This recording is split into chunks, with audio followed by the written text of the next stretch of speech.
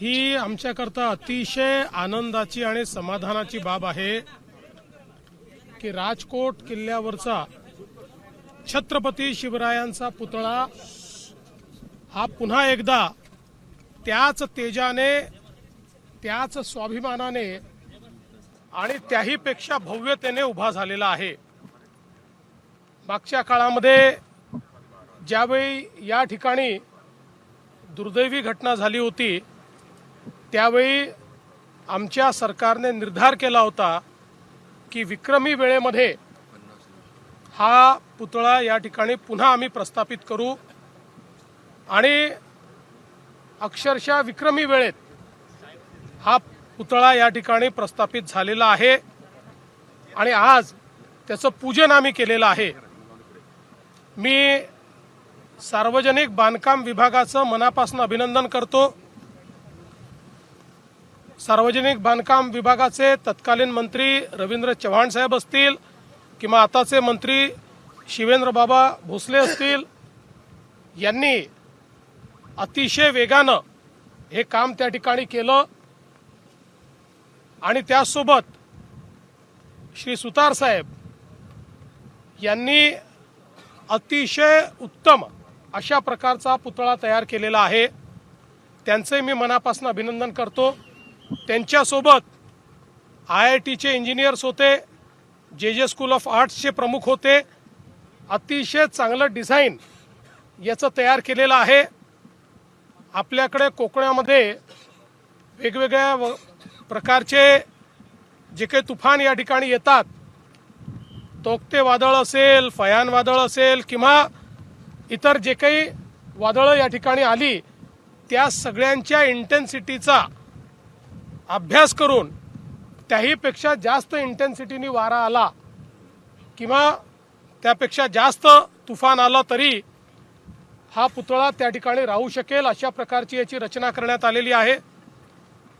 जवळपास 91 फुटाचा हा पुतळा आहे, ज्याच्यामध्ये 10 फुटाचं पेडेस्ट्रल आहे आणि आताच शिवेंद्रराजे मला सांगत होते की बहुधा देशातला महाराजांचा सर्वात उंच पुतळा म्हणून देखील याच्याकडे आपल्याला पाहता येईल अशा प्रकारची याची रचना करण्यात आलेली आहे।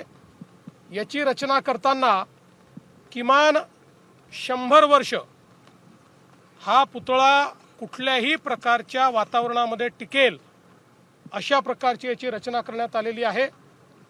10 वर्ष ज्यांनी पुतळा तयार केला आहे त्यांच्याचकडे याचं मेंटेनन्स देखील देण्यात आलेलं आहे, त्यांच्यावर जबाबदारी टाकली आहे, त्याची गॅरंटी पण त्यांनी घेतलेली आहे।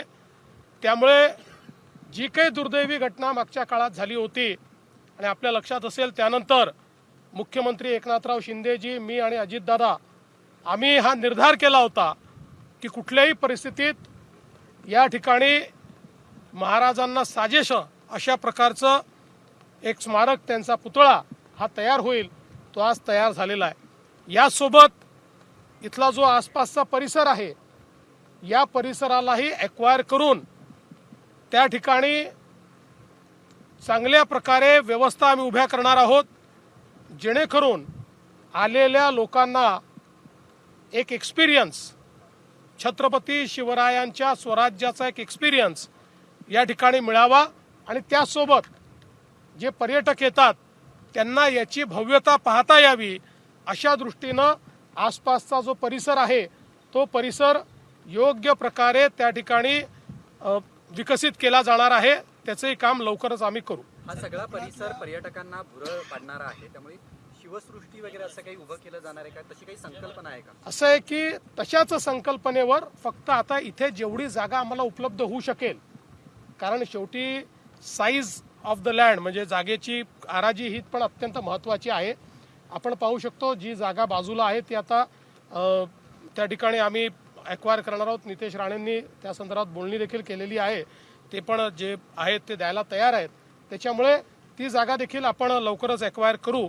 जेवढी जागा आपल्याला प्राप्त होईल त्याच्यानुसार त्याचं डिझाईन आपल्याला बसवावं लागेल, पण ते निश्चितपणे आपण बसवू। सर, कोकणासाठी दुसरी मोठी भेट म्हणता येईल का? परवाच तुम्ही एक GR काढलेला आहे, मच्छीमारांना आता शेतकऱ्यांचा दर्जा देण्यात येणार आहे, वेगवेगळ्या सुविधा सुद्धा मिळतील। कोकण हे आमच्या युती सरकारच्या अजेंड्यावर प्राथमिकता कोकणाला आहे.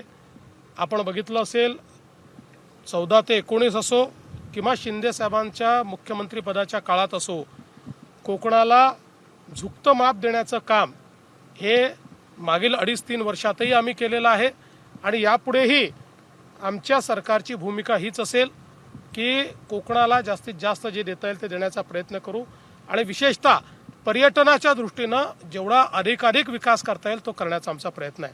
सर, सुरक्षेचा सुद्धा तुम्ही आढावा घेतलेला आहे एकंदरीत कशा प्रकारे? नाही, सुरक्षेच्या संदर्भातला सगळा आढावा घेतलेला आहे. मी शिंदेसाहेब आणि सगळे वरिष्ठ अधिकारी आम्ही बसलो होतो. त्यात जे काही आपलं वॉरबुक आहे त्याप्रमाणे सगळ्या SOPs आम्ही रिवाईज करून घेतलेल्या आहेत. तशा सगळ्या जिल्ह्यांना सूचना दिलेल्या आहेत.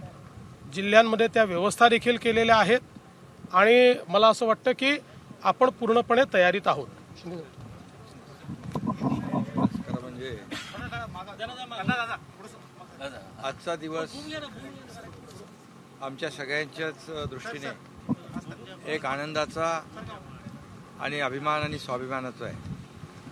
खरं म्हणजे इथे छत्रपती शिवाजी महाराजांचा अश्वारूढ पुतळा, आपला उभा पुतळा जो आहे, एक स्वाभिमान आणि दैदिप्यमान असं शौर्याचं प्रतीक या ठिकाणी शिवाजी महाराजांचा उभं राहिलेलं आहे. खरं म्हणजे दुर्घटना झाल्यानंतर त्या दिवशी आपण त्याच दिवशी निर्णय घेतला आणि जसा होता तसाच उभा हातात शमशेर असलेला पुतळा उभा करायचा आणि आम्ही तात्काळ आमचे सुतार आहे तिकडे राम सुतार यांना तात्काळ फोन केला आणि त्यांनी देखील तात्काळ सांगितलं अगदी रेकॉर्ड टाईममध्ये हा पुतळा आम्ही उभा करू. आणि खऱ्या अर्थाने आज पाहतोय की भव्य दिव्य असा छत्रपती शिवाजी महाराजांचा पुतळा उभा झालेला आहे आणि खऱ्या अर्थाने इथं छत्रपती शिवप्रभूंच्या पदस्पर्शाने पावन झालेली भूमी आहे आणि इथे शिवाजी महाराजांच्या पावलांनी या ठिकाणी ही इकडची सगळा निसर्ग, इकडचं सगळंच पावन झालेलं आहे आणि अशा ठिकाणी हा पुतळा उभा राहिलेला आहे. खरं म्हणजे इथं येणारा प्रत्येकजण सिंधुदुर्गातला असेल, महाराष्ट्रातला असेल, इथं आल्यानंतर त्याला प्रेरणा ऊर्जा मिळाल्याशिवाय राहणार नाही आणि म्हणून हे महाराष्ट्राचं आणि तमाम शिवभक्तांचं एक स्वाभिमानाचं आणि शौर्याचं प्रतीक इथं उभं केलेलं आहे. आणि जसं मुख्यमंत्री म्हणाले की या ठिकाणी हा छत्रपती शिवाजी महाराजांचा पुतळा अगदी वेळेत उभा राहिला पाहिजे आणि तो वेळेत उभा करण्याचं काम खरं म्हणजे शिल्पकार राम सुतार यांचं मोठं योगदान आहे त्याच्यामध्ये. आणि त्याचबरोबर आपलं सार्वजनिक बांधकाम विभाग आहे, त्यांनी देखील खूप याच्यामध्ये मेहनत घेतली. तेव्हा रवींद्र चव्हाण होते, आता शिवेंद्र बाबा आहेत आणि PWDच्या सर्व अधिकाऱ्यांनी देखील यामध्ये खूप मेहनत, सचिव मला वाटतं त्या आपल्या मनीषा म्हैसकर होत्या, त्यांचीच कमिटी केली होती, त्यांची कमिटी केली होती आणि त्या कमिटीमध्ये तात्काळ आम्ही निर्णय घेतला, आम्ही बसून तिघांनी पण, आणि या पुतळ्याचं काम सुरू झालं आणि आज असा भव्य दिव्य पुतळा इथे उभा आहे आणि समोर आपला राजकोट किल्ला आहे, सिंधुदुर्गाचा किल्ला आणि समोर समुद्र आहे आणि तलवार पण त्यांच्या हातात आहे, शमशेर 29 फुटाची. त्यामुळे आता खऱ्या अर्थाने इकडून कोणाची इकडे बघण्याची हिंमत होणार नाही. आणि ह्या अगोदरच्या पुतळ्याचं उद्घाटनाला आदरणीय प्रधानमंत्री मोदीजी होते. आज ते इथं नाहीत, आम्ही आरती करायला आलो आहे आणि पूजन करायला आलो आहे, पण ते तिकडे देशाचं रक्षण करणाऱ्या जवानांच्या पाठीशी खंबीरपणे उभा आहेत. ते पण एक प्रकारचं शिवकार्यच करतायत आणि म्हणून मी आज ज्यांनी यामध्ये सहभाग घेतलेला आहे, योगदान दिलेलं आहे, त्या सगळ्यांचं मनापासून मी अभिनंदन करतो. आणि एक शौर्याचं, स्वाभिमानाचं प्रतीक, प्रेरणेचं प्रतीक या ठिकाणी उभं राहिलं आहे. ते खऱ्या अर्थाने मोठं एक इथलं पर्यटकांसाठी आणि शिवभक्तांसाठी एक आदराचं स्मारक ठरेल. थँक्यू. त्यामुळे जवळपास 100 वर्ष हा पुतळा हा तसाच उभा राहील असं देखील मुख्यमंत्री देवेंद्र फडणवीसांनी सध्या स्पष्ट केलेलं आहे. एबीपी माझा, उघडा डोळे बघा नीट.